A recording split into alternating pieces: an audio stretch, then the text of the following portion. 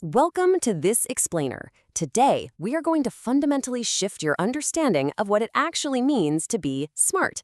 You know, for generations, we've all been handed this very rigid, monolithic number to define our capabilities, the traditional IQ score. But human potential is just so much vaster than a single metric on a standardized test. So let's break out of that box. I want you to think back for a second.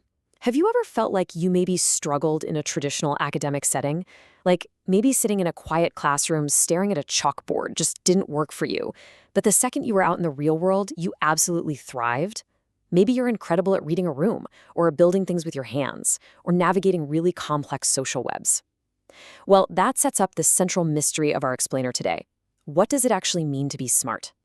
But hey, to understand where we're going, we first have to understand the baseline, right? The old world view.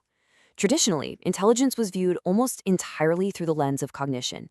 It was basically reduced to logical and mathematical abilities. We're talking memory, attention, language, problem solving, and planning. If you were great at math and logic, boom, you were a genius. If you weren't, well, the old system kind of left you out in the cold. So here is the roadmap for our explainer today. First, 1. Beyond traditional IQ. 2. 7 Faces of Intelligence. 3. The Triarchic Theory. 4. Social intelligence. And finally, 5. Emotional intelligence. Let's get right into it. Section 1. Beyond traditional IQ. The incomplete picture of human potential. Moving on to Section 2. 7 Faces of Intelligence.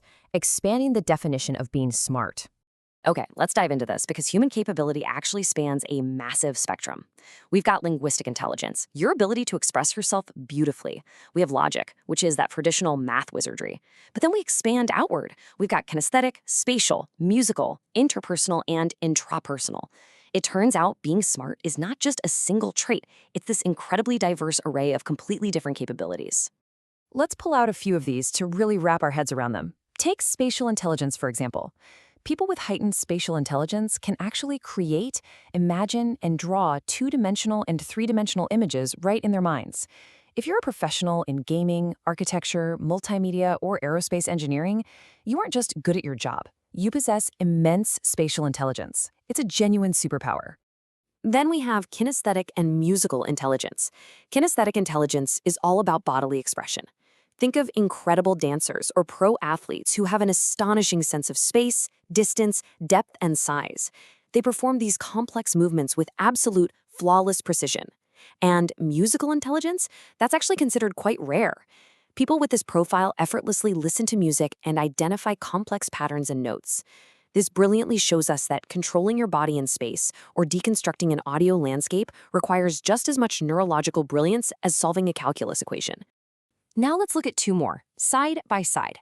On one hand, you have interpersonal intelligence. These are your born leaders. They are highly social, they listen, they speak effectively, and they know how to responsibly use their knowledge to influence people and bring out the best in others. But contrast that with intrapersonal intelligence. These individuals are deeply, deeply connected to themselves. They're often a bit more reserved, yet they command massive admiration from their peers. And fascinatingly, among all 7 types, this deep, reserved connection with oneself is considered the absolute rarest. Section 3. The Triarchic Theory. Robert Sternberg's practical consolidation. So Robert Sternberg over at Tufts University argued that standard IQ tests completely miss the mark. Why? Because they ignored vital elements like creativity, planning, and everyday decision-making skills. He took all of this and consolidated intelligence into 3 neat subsets: competential, experiential, and contextual. Competential is your analytical intelligence, problem-solving and abstract thinking. Experiential is creative intelligence, the ability to invent new ideas and apply existing skills to totally new problems.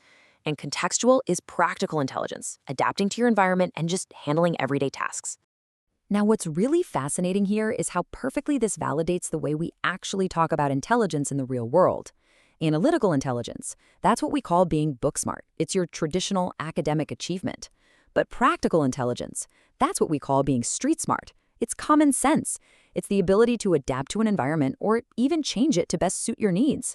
If you've ever felt street smart but not necessarily book smart, well, Sternberg's theory validates that you are, in fact, highly intelligent. Section 4. Social intelligence, the human connection and people skills. Let me ask you, are you that friend everyone naturally goes to for advice? Do people just seem to cooperate with you effortlessly? If so, you likely possess high social intelligence, or SI. This is defined as the competence to optimally understand your environment and react appropriately for socially successful conduct. Basically, it's the ability to get along well with others and get them to cooperate with you. It is literally the ultimate expression of people skills. And what's most empowering about social intelligence is that, unlike some traits you're just born with, it's actually a combination of skills expressed through learned behavior. And because it's learned, you can actively develop it over time. It's like a loop. You start by exhibiting learned behaviors, you carefully assess the impact of those behaviors on others, and through that feedback, you develop stronger social connections. You can quite literally practice becoming more socially intelligent. How cool is that? Section 5. Emotional intelligence. Integrating emotions and intellect. In this final piece of our human toolkit, we learn that managing feelings isn't a weakness at all. It's actually a highly evolved form of intelligence. For a very long time, the traditional perspective held that emotion just couldn't facilitate cognitive processes. The myth was that intense feelings, especially negative ones like anger or depression, were entirely counterproductive and just interfered with constructive tasks like solving a puzzle.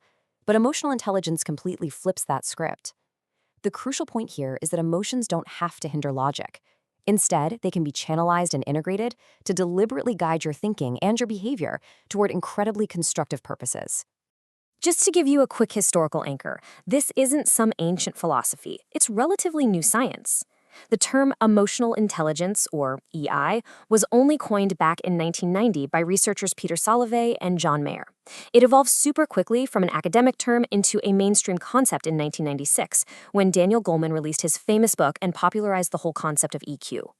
And that brings us to this core definition. Emotional intelligence is the ability to identify, understand, and manage emotions of oneself and that of others. And your EQ, your emotional quotient, is how we can actually measure this awareness through standardized testing. It's all about discriminating between different feelings, labeling them appropriately, and then using that emotional info to successfully navigate your life. Well, we've clearly moved far beyond a simple test score today, haven't we? We've explored 7 entirely different phases of intelligence: the street-smart practicality of the Triarchic Theory, the learned connections of social intelligence, and the immense power of emotional intelligence. It's a lot to take in. So I want to leave you with one final thought to ponder. Looking at all these incredible facets of the human mind, which intelligence is your superpower? Thank you so much for joining me on this explainer, and keep exploring your own unique brilliance.